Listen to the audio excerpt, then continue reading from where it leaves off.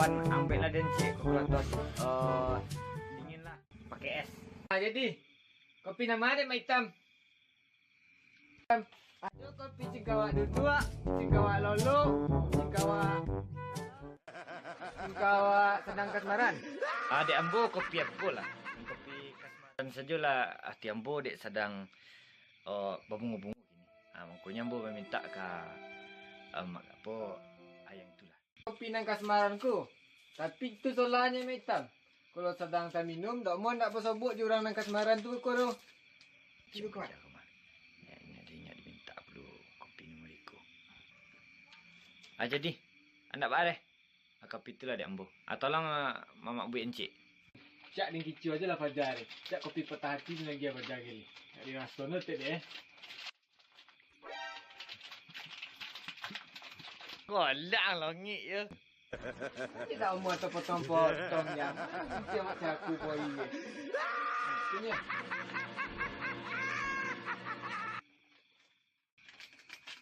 Terbalik tak?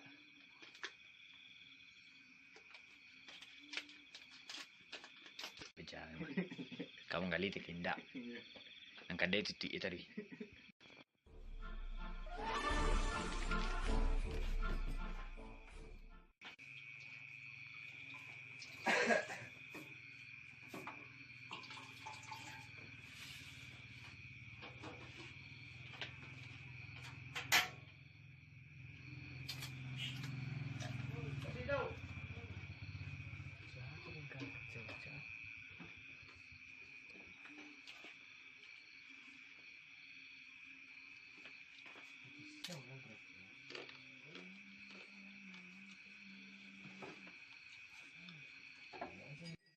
Mau pacar kau ambil ni 3 tahun pula ambil kopi.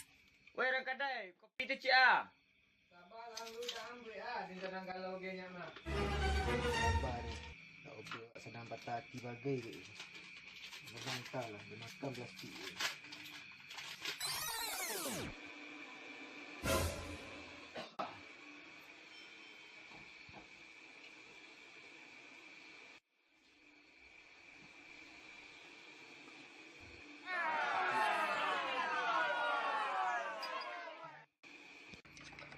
Buan kacau semuanya. Nak copek jalan ni sikit, nak tantu tu dah pajar ke.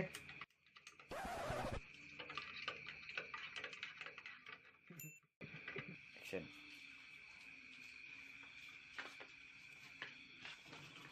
Kopi yang ah. Selamat mana?